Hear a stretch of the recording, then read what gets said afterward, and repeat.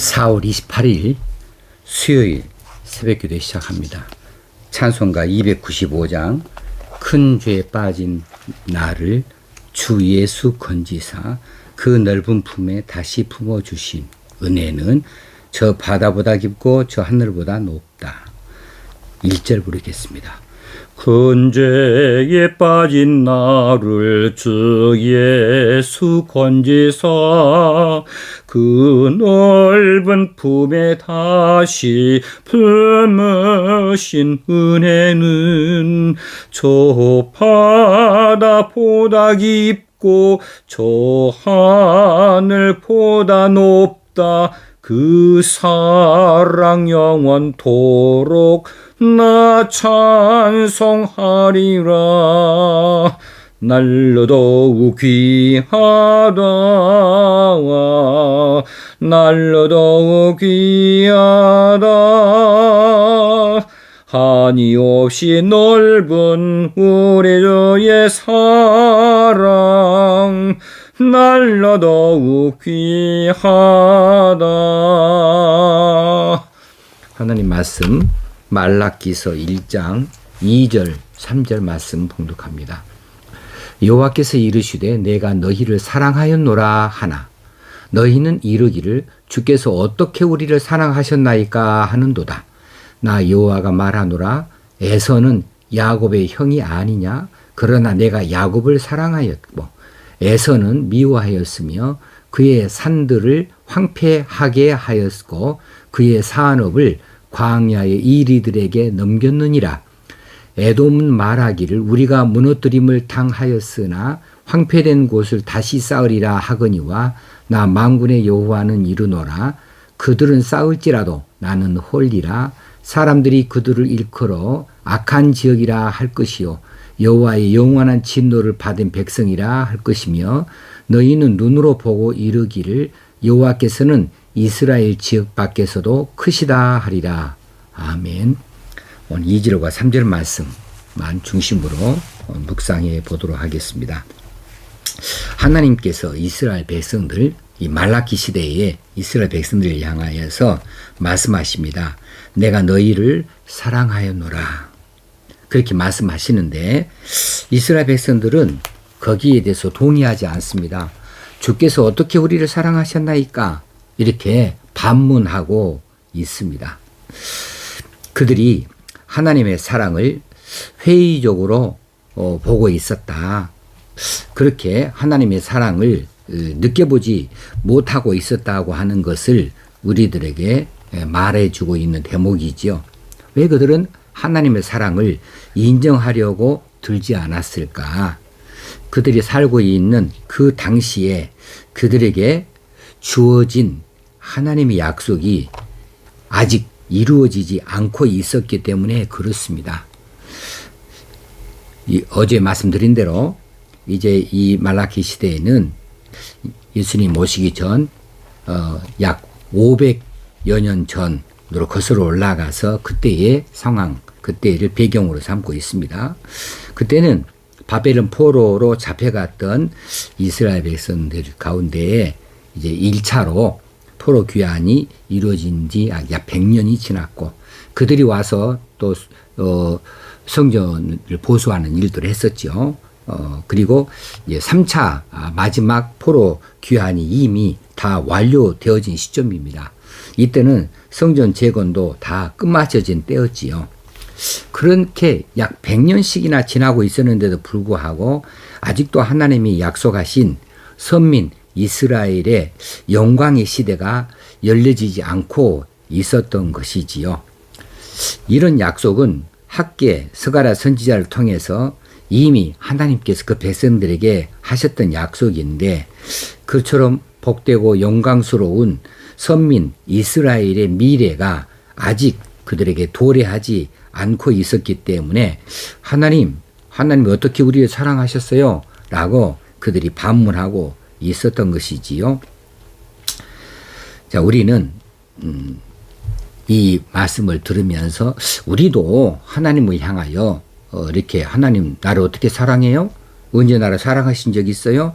이렇게 삐딱하게 자세를 잡고 하나님께 대꾸하는 이런 때는 없는가 하고 살펴볼 일입니다. 하나님께서 우리를 사랑하신다고 하시는데 아직 납득이 안 되네요. 불신 세상이나 우리나 지금 상황에서는 뭐 구별이 안 돼요. 우리라고 특별히 뭐 코로나19의 이런 상황 속에서도 우리는 특별히 하나님의 지키심, 보호하심을 받고 있는 것도 아닌 것 같고요. 우리가 이런 시대에 불경기 가운데서 우리들이 똑같이 이 세상 사람들과 마찬가지로 고통 속에 있는 거 보면 하나님 어디 계셔요? 하나님 우리를 사랑하신 거 맞아요? 이렇게 반문할 수 있는 이런 때 아닌가 싶어집니다. 한 걸음 더 나아가서 하나님 우리가요 하나님 예배 드리고자 하는데 예배 드리는 것조차도 우리 마음대로 안 돼요. 우리가 모일 수가 없네요. 우리 열심히 이제 내려고 하지만은 이렇게 오히려 막히고 있어요. 하나님 도대체 어떻게 우리를 다루고 계십니까? 우리는 좀 특별하게 좀 대우해 줘야 되지 않겠습니까? 교회에서는 좀 코로나가 확진자가 없어야 되지 않겠습니까? 그런데 오히려 교회에서 좀 대량으로 코로나 확진자가 발생되어지고 집단적으로 이렇게 발생되어 있어서 세상 사람들의 손가락질을 받고 있으니 하나님 우리 사랑하는 거 맞습니까? 해도 너무합니다. 이렇게 말하고 있지 않은가 이런 생각이 들어진다는 것이지요. 자, 우리가 현실을 이렇게 지나치게 현실을 바라보면서 하나님의 특별한 대접, 대우를 기대하고 있기 때문에 이렇게 하나님을 향하여 반문하고 있지 않을까 이런 생각이 들어집니다. 이때에 나 여호와가 말하노라 하시면서 하나님께서 이스라엘 백성들에게 설명을 하기 시작하십니다. 하나님이 이스라엘 백성을 사랑하고 계신 것에 대해서 증명을 해 보이고 있는 말씀이 이어지지요. 자, 이스라엘의 조상 야곱 그리고 에돔의 조상 에서 이 두 사람에 대한 하나님의 선택과 사랑을 말씀해 주시면서 하나님이 얼마나 그들을 사랑하고 계셨는지를 증명해 주고 있어요. 잘 아시는 것처럼 야곱과 에서는 쌍둥이 형제 아닙니까? 이삭의 아들들로서 두 사람은 쌍둥이입니다. 누가 형인가요? 에서가 형이고 동생이 야곱이죠. 하나님께서는 형인 에서를 택하지 아니하시고 동생인 야곱을 택하셔서 사랑해 주셨습니다. 그렇다면 야곱이 하나님의 사랑을 받을 만한 특별한 것이 에서보다 더 나은 점이 있어서 있는가? 아닙니다. 오히려 외적인 측면에서는 외적인 조건으로서는 이제 오히려 형인 에서가 동생 야곱보다 더 나았어요. 더 남성다웠고 또 야곱은 오히려 간교한 자였던 것을 본다면 에서가 훨씬 나았죠. 그런데 하나님께서는 그런 에서를 택하지 아니하시고 야곱을 택하여 사랑하여 주셨다. 그런데 그 이유가 무엇이었냐? 그냥 무조건이었다는 거예요. 조건 없이 그냥 야곱을 사랑하셔서 태중에서부터 이미 야곱을 사랑하여 택하여 주셨다는 사실이죠. 야곱의 후손 이스라엘이 있고 그다음에 에서의 후손은 에돔 국가를 이룹니다. 근데 이 이스라엘과 이 에돔국이 둘 다 나중에 타락하여서 하나님의 심판을 받습니다. 그래서 바벨론을 통하여서 그 나라들이 망하게 되어지죠. 그러나 에돔은 하나님께서 회복시키지 않았지만은 이스라엘은 하나님께서 회복시켜 주셨거든요. 그래서 이 하나님께서 이 야곱을 사랑하는 것을 나타내 보여주셨습니다. 그런데 그들은 이것을 깨닫지 못하고 있었어요. 비록 이스라엘이 느끼지 못하고 깨닫지 못하고 있었지만은 하나님의 사랑은 여전히 이스라엘을 향하고 있었고 야곱을 향하고 있었습니다. 변함없이 사랑하고 계셨어요. 근데 그들은 그것을 깨닫지 못하고 있었고 그것을 살피지 못하고 있었던 것이지요. 단지 아직 약속하신 영광스러운 그 선민 이스라엘의 미래가 아직 도래하지는 않았습니다. 도래하지 않았다고 해서 하나님이 그들을 버린 것은 아니었고요. 하나님께서는 여전히 그들을 지키고 사랑하고 계신 것은 한결같았다는 것이지요. 그렇지 않았다면 그 당시에 강대국 틈바구니에서 이스라엘이 살아남을 수가 없었거든요. 하나님이 지켜주셨기 때문에 이스라엘이 살아남았던 거예요. 이 사실까지 그들은 기억하지 못하고 있습니다. 깨닫지 못하고 있습니다. 단지 현재 지금 우리가 좀 사기가 팍팍하다. 하나님 약속한 거 언제 지켜집니까? 그러면 하나님 우리 사랑한다고 그렇게 말씀하셔요. 흔적이 없잖아요. 증거가 없잖아요. 이렇게 그들이 반문하고 있었다는 사실이지요. 자, 깊이 생각해 봐야 됩니다. 깊이 생각해 보면 하나님의 사랑과 은혜가 이스라엘 가운데 계속해서 역사적으로 흘러 넘치고 있었는데 그들은 역사적으로 흘러 넘치는 하나님의 사랑에 대해서 생각하지 못했습니다. 기억할 수가 없었습니다. 그들은 단지 현실에 급급했다는 사실이요.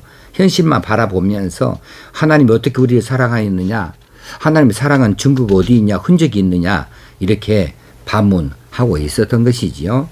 자, 오늘날에도 우리의 마찬가지입니다. 하나님께서 우리를 사랑하신다고 하는 이런 말처럼 자주 듣는 말이 또 어디 있겠습니까? 하나님이 세상을 사랑하신다. 하나님이 나를 사랑하신다. 하나님은 당신을 사랑하십니다.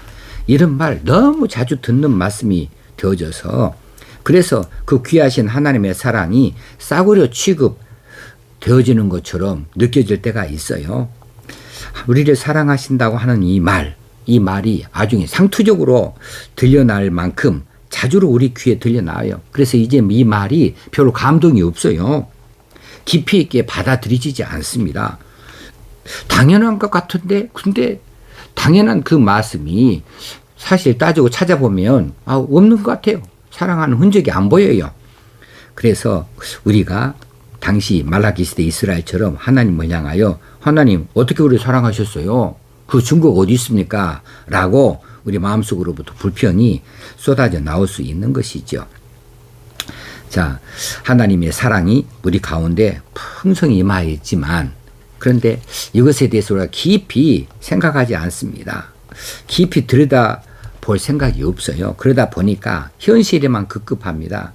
현실적인 형편에만 빠져 있어서 현실적으로 괴로우면 하나님 어디 계셔요? 안에 계신 거 아니에요? 내가 뭐 잘못 짚은 거 아닙니까?